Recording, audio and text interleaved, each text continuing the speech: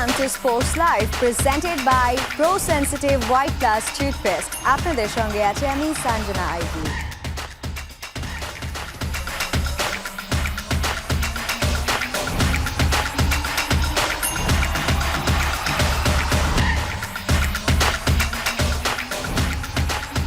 2026 সালের জন্য নতুন কেন্দ্রীয় চুক্তি চূড়ান্ত করল বিসিবি। এবার চুক্তিবদ্ধ ক্রিকেটারের সংখ্যা বেড়ে দাঁড়িয়েছে 28 জনে। শান্ত লিটনরা আছেন এ ক্যাটাগরিতে, মুশফিক মুমিনুলদের সাথে মোস্তাফিজকে রাখা হয়েছে বি ক্যাটাগরিতে। প্রথমবারের মতো কেন্দ্রীয় চুক্তিতে নাম লিখিয়েছেন ওপেনার পারভেজ হোসেন ইমন, বাহাতি স্পিনার তানভীর ইসলাম ও হাসান মুরাদ। তবে 10 লাখ টাকা বেতনের এ প্লাস ক্যাটাগরিতে নেই কোনো ক্রিকেটার।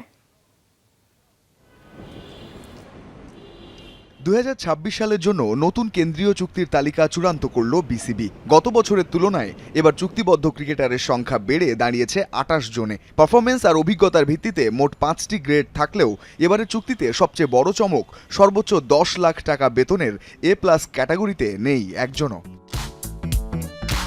গ্রেড এ বেতন 8 লাখ টাকা, সর্বোচ্চ এই বেতন কাঠামোতে জায়গা পেয়েছেন 4 জন। নাজমুল হোসেন শান্তর সঙ্গে আছেন লিটন কুমার দাস, তাসকিন আহমেদ এবং মেহেদী হাসান মিরাজ। গ্রেড বি এর বেতন 6 লাখ টাকা। এই তালিকায় আছেন অভিজ্ঞ মুশফিকুর রহিম, মুমিনুল হক, তাইজুল ইসলাম ও মুস্তাফিজুর রহমান। তরুণদের মধ্যে তাওহিদ হৃদয়, সাদমান ইসলাম, তানজিদ হাসান, রিশাদ হোসেন, মেহেদী হাসান, হাসান মাহমুদ এবং নাহিদ রানা আছেন এই গ্রেডে। 4 লাখ টাকা বেতনের গ্রেড সি তে আছেন 6 ক্রিকেটার। সৌম্য সরকার, শরীফুল ইসলাম, জাকের আলী, তানজিম সাকিব, নাসুম আহমেদ ও খালেদ আহমেদ আছেন এই সি ক্যাটাগরিতে। সবশেষ ক্যাটাগরি ডি, বেতন 2 লাখ টাকা। এই ক্যাটাগরিতেই রয়েছে সব নতুনের সমারোহ। সাইফ হাসান, পারভেজ হোসেন, তানভীর ইসলাম, নাইম হাসান, হাসান মুরাদ, শামীম হোসেন ও নুরুল হাসান সোহান, এই 7 ক্রিকেটার নিয়ে গ্রেড ডি। এবারের চুক্তিতে বড় প্রাপ্তি তরুণদের জন্য। ঘরোয়া ও আন্তর্জাতিক ক্রিকেটে পারফর্ম করে প্রথমবারের মতো কেন্দ্রীয় চুক্তিতে নাম লিখিয়েছেন ওপেনার পারভেজ হোসেন ইমন, বাহাতি স্পিনার তানভীর ইসলাম ও হাসান মুরাদ। এছাড়া দীর্ঘ বিরতি কাটিয়ে চুক্তিতে ফিরেছেন নুরুল হাসান সোহান, শামীম পাটোয়ারি, সাইফ হাসান ও নাইম হাসান। সবচেয়ে ইতিবাচক দিক হলো গত বছরের চুক্তি থেকে এবার কাউকেই বাদ দেওয়া হয়নি। 2026 সালের 1 জানুয়ারি থেকে 31 ডিসেম্বর পর্যন্ত এই চুক্তি কার্যকর থাকবে। রঞ্জন শান্ত, যমুনা স্পোর্টস। বিপিএল চলাকালে চট্টগ্রাম রয়্যালসের ক্রিকেটারদের 50% পেমেন্ট পরিশোধ করেছিল বিসিবি। বৃহস্পতিবার ক্রিকেটারদের হাতে প্লেয়ার্স পেমেন্টের বাকি অর্থ তুলে দেন বোর্ড কর্তারা। বাকি দলগুলোর টাকাও দ্রুততম সময়ের মধ্যে পরিশোধ করা হবে। ক্রিকেটারদের সঙ্গে ম্যানেজমেন্টের পেমেন্টও পরিশোধ করবে বিসিবি। নাইম শেখের মুখে হাসি, বিসিবি যে কথা রেখেছে। নাইম যে সবশেষ বিপিএল নিলামে 1,10,00,000 টাকায় বিক্রি হওয়া পুরো টাকাই পেয়েছেন। বিপিএল এ চট্টগ্রাম রয়্যালসের দায়িত্ব এসে পড়েছিল বিসিবির কাঁধে। রানার্স আপ হওয়া চট্টগ্রাম পেমেন্ট ক্লিয়ারেও সেকেন্ড। বিপিএল চলাকালে চট্টগ্রাম রয়্যালসের ক্রিকেটারদের 50% পেমেন্ট পরিশোধ করেছিল বিসিবি। বৃহস্পতিবার ক্রিকেটারদের হাতে প্লেয়ার্স পেমেন্টের বাকি অর্থ তুলে দেন বোর্ড কর্তারা। বিপিএল শেষের 1 মাসের মধ্যে পুরো টাকা পেয়ে ক্রিকেটাররাও খুশি। চুক্তিতে থাকা পুরো টাকাই পেয়েছেন সবাই, সরাসরি চুক্তিতে থাকা ক্রিকেটাররাও। টু বি অনেস্ট এবার সবচেয়ে ভালো গেছে। সো এর আগে সুমন স্যারের সাথে খুলনা টাইটান্স একবার ছিলাম, এই দুইবারই খুব ভালো ছিল। এবং লাস্ট ইয়ারের পেমেন্ট এখনো, মানে এই বছর না, লাস্ট ইয়ারের পেমেন্ট এখনো পাবো। ঠিক আছে, সত্যি কথা বলতে হয় না, যখন আমরা ক্রিকেট বোর্ডের সাথে জিনিসটা নিয়ে আলোচনা করছি, তারা খুবই ডিসেন্ট ওয়েতে আমাদের হ্যান্ডেল করছে জিনিসটা। তো যখন বোর্ড রেসপন্সিবিলিটি নিচ্ছে তখন আর এই জিনিসটা নিয়ে আমরা ওইভাবে চিন্তা করি না। প্লেয়াররা কনসেন্ট্রেশন করছে অনলি খেলার দিকে। এরই মধ্যে পেমেন্ট পরিশোধ করেছে রাজশাহী ওয়ারিয়র্স। রংপুর রাইডার্সও পরিশোধ করেছে 75% টাকা। বাকি দলগুলোর পেমেন্ট ইস্যুরও সমাধান করে ফেলছে বিপিএল গভর্নিং কাউন্সিল।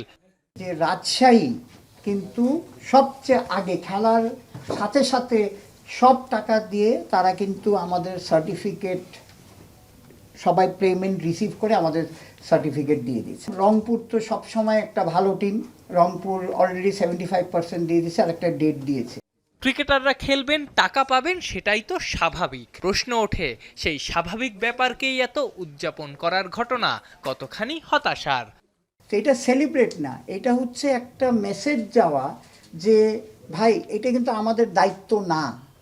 আপনি একদম কারেক্ট বলছেন, এটা কিন্তু আমার দায়িত্ব না, কিন্তু মনিটর করলেও যে রেজাল্ট পাওয়া যায় এইটা হচ্ছে আপনার মানে এইটাই হচ্ছে আমরা সেলিব্রেট করতে পারি যে মনিটর করলে যে রেজাল্টটা পাই। ক্রিকেটারদের সঙ্গে ম্যানেজমেন্টের পেমেন্টও পরিশোধ করবে বিসিবি। জানা গেছে ঈদের আগেই সবার পেমেন্ট ক্লিয়ার করতে চায় বাংলাদেশ ক্রিকেটের অভিভাবক সংস্থা। আফনান পিয়াল, যমুনা স্পোর্টস, ঢাকা। এবারে টি-20 বিশ্বকাপের খবর। দিনের দ্বিতীয় ম্যাচে শ্রীলঙ্কাকে 6 উইকেটে হারিয়ে গ্রুপ চ্যাম্পিয়ন হয়েছে জিম্বাবুয়ে। লঙ্কানদের দেয়া 179 রানের টার্গেট 4 বল হাতে রেখে টপকে যায় রোডেশিয়ানরা। কলম্বোতে ব্যাট করতে নেমে 54 রানের উদ্বোধনী জুটি পায় শ্রীলঙ্কা। মুজারা বানির পেসে 22 রানে কুশাল পেরেরা ফিরলে ভাঙে পার্টনারশিপ। দলীয় 100 রানের মাথায় দ্বিতীয় উইকেট হারায় লঙ্কানরা। দলের হয়ে সর্বোচ্চ 62 রান আসে প্রাথম নিশাঙ্কার ব্যাট থেকে। 44 রান করে ক্যাচ আউটের ফাঁদে পড়েন পাভান রত্নায়েকে। নিয়মিত বিরতিতে উইকেট পড়লে দুনিত ভেল্লালাগের 15 রানে 178 রানের সংগ্রহ পায় শ্রীলঙ্কা। জবাবে ব্যাট করতে নেমে 69 রানের উদ্বোধনী জুটি পায় জিম্বাবুয়ে। 34 রান করে আউট হন মারুমানি, আর 12 বলে 23 রান করে আউট হয়েছেন রায়ান বার্ল। 45 রানের আগ্রাসী ইনিংস খেলে সাজঘরে ফেরেন সেকান্দার রাজা। তবে বেনেটের অপরাজিত 63 রানের ইনিংসে 6 উইকেটের সহজ জয় নিয়ে মাঠ ছাড়ে জিম্বাবুয়ে। এদিকে বিশ্বকাপের গ্রুপ সি এর ম্যাচে ইতালিকে 42 রানে হারিয়েছে উইন্ডিজ। 166 রানের টার্গেটে ব্যাট করতে নেমে টসে হেরে ব্যাট করতে নেমে 31 রানে 2 উইকেট হারিয়ে বসে উইন্ডিজ। কিং 4 ও হেটমায়ার ফেরেন 1 রানে। এরপর রাস্টন চেজকে নিয়ে 64 রানের জুটি গড়েন শাই হোপ। এই জুটি ভাঙে চেজ 24 রানে আউট হলে ইনিংস লম্বা হয়নি রফম্যান পাওয়েলের। এক প্রান্ত আগলে রাখা শাই হোপও থামেন 75 রানে। শেষ দিকে রাদারফোর্ডের 24 ও ফোর্ডের 8 বলে 16 রানের ক্যামিওতে 165 রান সংগ্রহ করে ক্যারিবিয়ানরা।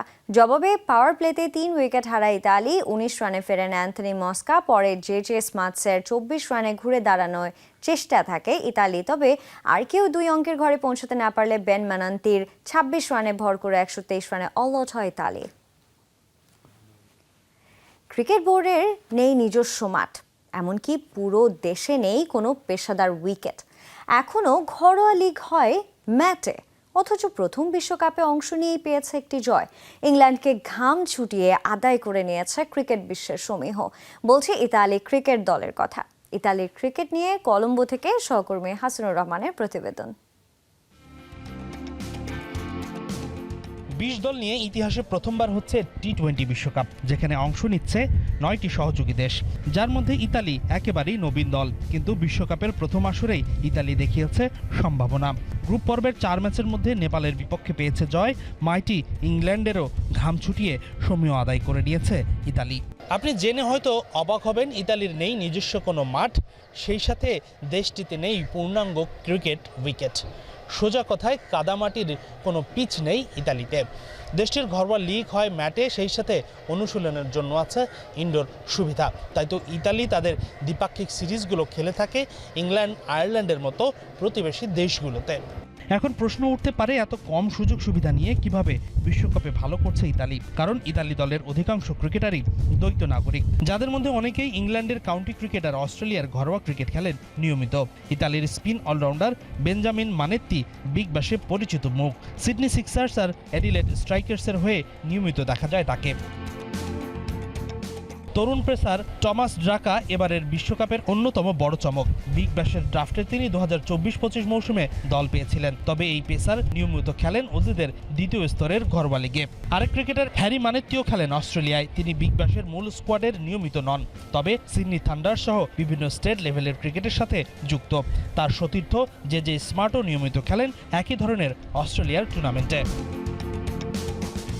ইতালি অধিনায়ক ওয়েন ম্যাটসন ইংলিশ কাউন্টি ক্রিকেটের একজন কিংবদন্তি। ডার্বিশায়ারের হয়ে সব ধরনের ফরম্যাট মিলে 15,000-এর বেশি রান করেছেন তিনি। এছাড়াও ইতালির পেসার গ্র্যান্ট স্টুয়ার্ট নিয়মিত খেলেন কেন্টের হয়ে। ব্যাটার মার্কাস ক্যাম্পোপিয়ানো কাউন্টির নিয়মিত মুখ। এই টপ অর্ডার ব্যাটার সারের সেকেন্ড 11-এর সদস্য। এছাড়াও দলটির কিছু খেলোয়াড় বিচিত্র সব পেশার সাথেও জড়িত। দলের অন্যতম প্রধান বোলার কৃষান কালুগামাগে ইতালির লুকাতে একজন পিৎজা মেকার হিসেবে কাজ করেন।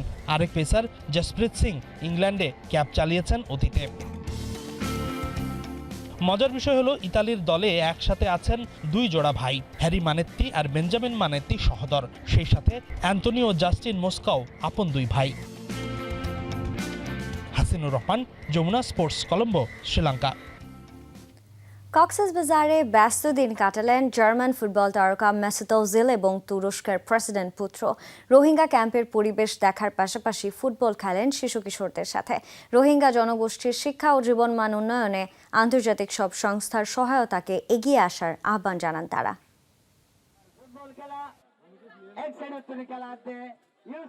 উকিয়ার 4 নম্বর রোহিঙ্গা ক্যাম্পের মাঠে প্রতীকী প্রীতি ফুটবল খেলছেন তিনি যে সে কেউ নন, জার্মান ফুটবল তারকা মেসুত ওজিল। সবাইকে মুগ্ধ করেন পায়ের কারুকাজে। খেলা উপভোগ করেন তুরস্কের প্রেসিডেন্ট পুত্র বিলাল এরদোয়ান। মাঠভরা দর্শক ওজিল ওজিল বলে গলা ফাটান। I am happy that I am here in Bangladesh today, especially in this place, to see the people, to understand the people. As I said before, I wish both clubs all the best. এর আগে উকিয়ার 9 নম্বর Rohingya camp পরিদর্শন করেন বিশ্ব নন্দিত এই footballer সহ পুরো team. ক্যাম্পে বসবাসের পরিবেশ, শিক্ষা, স্বাস্থ্যসেবা ও মানবিক সহায়তা কার্যক্রম ঘুরে দেখেন এবং রোহিঙ্গাদের সঙ্গে কথা বলেন। 16 নম্বর ক্যাম্পের টিকা মিউজিক স্টুডিও এবং টিকা কম্পিউটার ও রোবোটিক্স ল্যাব উদ্বোধন করেন। সকালে কক্সবাজারের শরণার্থী ত্রাণ ও প্রত্যাবাসন কমিশনার কার্যালয়ে সংবাদ সম্মেলনে রোহিঙ্গা জনগোষ্ঠীর মানবিক সংকট, আন্তর্জাতিক সহায়তা, শিক্ষা ও ক্রীড়ার মাধ্যমে শিশু কিশোরদের মানসিক উন্নয়নের গুরুত্ব তুলে ধরেন Bilal Erdogan. And I hope we can do all those better in this time of compassion. And I hope having the first iftar with Rohingyas will send a strong message to the whole Muslim world to remember the Rohingyas, to support them. তুর্কির জনগণ সহ সারা বিশ্বের মানুষকে বুঝাতে চাচ্ছেন যে আমরা রোহিঙ্গাদেরকে আমাদের পরিবারের সদস্য হিসেবে বিবেচনা করি, সারা পৃথিবী যাতে তাদের পাশে দাঁড়ায়। দিনের কর্মসূচির শেষ পর্যায়ে তারা রোহিঙ্গা শরণার্থীদের সঙ্গে ইফতারে অংশ নেন। জুবাইর রিফাত, যমুনা নিউজ। নারী এশিয়ান কাপের চেয়ে লিগকে বেশি গুরুত্ব দেওয়া হয়েছে বলে অভিযোগ হেড কোচ পিটার জেমস বাটলারের। বাফুফের অনেক কর্তাই ফুটবল বোঝেন না বলে দাবি তার। কন্ডিশনিং ক্যাম্প এবং অনুশীলন ম্যাচ আয়োজনের সুযোগ তৈরি করলেও শেষ পর্যন্ত তা না হয় হতাশ নারী উইং চেয়ারম্যান মাহফুজ আক্তার কিরণ। এদিকে ভালো খেলার প্রত্যাশায় বৃহস্পতিবার দিবাগত রাতে অস্ট্রেলিয়ার উদ্দেশ্যে দেশ ছাড়বে আফিদার দল। 2 সপ্তাহ সময়ও বাকি নেই নারী এশিয়ান কাপ মাঠে গড়ানোর। তার আগেই অবশ্য নানা অসঙ্গতি উঠে এসেছে মিশন অস্ট্রেলিয়াকে সামনে রেখে লাল সবুজদের প্রস্তুতিতে, যা নিয়ে মোটেও সন্তুষ্ট নন head coach Peter James Butler. জানান নারী লীগকে গুরুত্ব দিতে গিয়ে পরিকল্পনা অনুযায়ী নেওয়া হয়নি প্রস্তুতি। এ নিয়ে রীতিমতো ক্ষোভ ঝাড়লেন তিনি। A lot of people maybe in this BFF don't understand football to that level. লিগকে বেশি অগ্রাধিকার দেওয়া হয়েছে মিশন অস্ট্রেলিয়া থেকে। লিগের সঙ্গে সময়সূচি সাংঘর্ষিক হওয়ায় ম্যাচ আয়োজনের কোনো সুযোগই ছিল না। এখানকার অনেকেই ফুটবলই বোঝে না। কন্ডিশনিং ক্যাম্পের জন্য আমাদের 14 তারিখ দেশ ছাড়ার কথা থাকলেও সেটি সম্ভব হয়নি আমাদের। সময় ব্যবস্থাপনা এখানে সবচেয়ে গুরুত্বপূর্ণ। কোচ পিটার বাটলারের কণ্ঠে সুর মেলালেন বাফুফের নারী উইংয়ের চেয়ারম্যান মাহফুজা আক্তার কিরণ। ক্যাম্প ও অনুশীলন ম্যাচের জন্য সুযোগ তৈরি করলেও সবকিছু তার হাতে নেই বলে অপারগতা প্রকাশ করেন তিনি। আমি প্ল্যানিং করতে পারি বা প্রোগ্রাম রেডি করতে পারি, সিদ্ধান্ত তো আমার একার হাতে না। আমার উপরে তো আরও অনেক হায়ার অথরিটি আছে। আরও ভালো হতো যদি আমরা বাইরে কোনো দেশে তাদেরকে রেখে ট্রেনিং করাতে পারতাম এবং আরও কিছু প্র্যাকটিস ম্যাচ খেলাতে পারতাম। দেন আমি মনে করি প্রিপারেশনটা আরও বেশি ভালো হতো, স্ট্রং হতো। প্রথমবারের মতো নারী এশিয়ান কাপে অংশ নিতে যাচ্ছে লাল সবুজের প্রতিনিধিরা। প্রত্যাশার চাপ মাথায় নিয়েই নিজেদের স্বাভাবিক খেলাটা উপহার দেওয়ার কথা জানান অধিনায়ক আফিদা খন্দকার। এশিয়া কাপের যে চাপটা, ওইটা চাপ নিচ্ছি না আমরা যেভাবে সবসময় খেলি আমরা ওভাবেই খেলার চেষ্টা করব। প্রথমবারের মতো যেহেতু আমরা যাচ্ছি এশিয়া কাপে খেলতে, তো অবশ্যই আমরা চাইবো যে ভালো কিছু করতে, মাঠে আমরা আমাদের সেরাটা দিয়েই খেলবো। বাংলাদেশের বহরে নতুন সংযোজনের নাম সুইডেন প্রবাসী ফুটবলার আনিকা। অনুশীলনে কম সময়ের জন্য পর্যবেক্ষণের সুযোগ পেলেও এই ফুটবলারের মাঝে অমিত সম্ভাবনা দেখছেন পিটার বাটলার। নাসিফ শুভ, যমুনা স্পোর্টস, ঢাকা। এই পর্যায়ের সময় হলো একটি স্ট্র্যাটেজিক টাইম আউটের, সো স্টে কানেক্টেড। একসঙ্গে ফুটবল ম্যাচ খেলে বিশ্ব রেকর্ড লিওনেল মেসি ও সার্জিও বুসকেটস জুটির। IFFH এর তথ্য মতে জুটি বেঁধে তারা ম্যাচ খেলেছেন 653টি। এই তালিকার দ্বিতীয় অবস্থানেও বুসকেটস আর জেরার্ড পিকের নাম। এই জুটি মিলে খেলেছেন 620 ম্যাচে। আর সবশেষ 611 ম্যাচ জুটি বেঁধে খেলে তৃতীয় অবস্থানে ম্যানুয়েল নয়ার ও টমাস মুলার। একজন আক্রমণের জাদুকর, অন্যজন মাঝমাঠের নীরব স্থপতি। ফুটবল ইতিহাসে এমন বোঝাপড়া খুব কম জুটির মাঝেই দেখা গেছে। বলছে লিওনেল মেসি ও সার্জিও বুসকেটসের কথা, যাদের বন্ধুত্ব ও বোঝাপড়া একসময় বার্সেলোনাকে নিয়ে গিয়েছিল সাফল্যের সর্বোচ্চ শিখরে। আর ক্যারিয়ারের শেষ অধ্যায়ে একই গল্পের পুনরাবৃত্তি ঘটে ইন্টার মায়ামিতে। 2025 মৌসুম শেষে বুসকেটস যখন পেশাদার ফুটবলকে বিদায় জানান, তখন রেখে যান এক অনন্য উত্তরাধিকার। মেসির সঙ্গে গড়া এমন এক রেকর্ড যা হয়তো বহু বছর ধরেই থাকবে অক্ষত। সম্প্রতি International Federation of Football History and স্ট্যাটিস্টিক্সের তথ্য অনুযায়ী মেসি ও বুসকেটস একসঙ্গে খেলেছেন 653 ম্যাচে, যা কিনা পেশাদার দুই ফুটবলারদের মধ্যে সর্বোচ্চ। আর জুটি বেঁধে ম্যাচ খেলার এটি বিশ্ব রেকর্ড। এই জুটি প্রথম ম্যাচ খেলেছিল 2008 সালের 13 সেপ্টেম্বরে। সেই থেকে শুরু করে 653 ম্যাচের মাঝে 569টি ম্যাচই তারা খেলেছেন বার্সার হয়ে, আর ইন্টার মায়ামির জার্সিতে খেলেছেন 84টি ম্যাচ। অদ্ভুত ব্যাপার হলো এই তালিকার দ্বিতীয় স্থানেও আছেন বুসকেটস, যেখানে তিনি জুটি বেঁধেছেন স্প্যানিশ সতীর্থ জেরার্ড পিকের সাথে।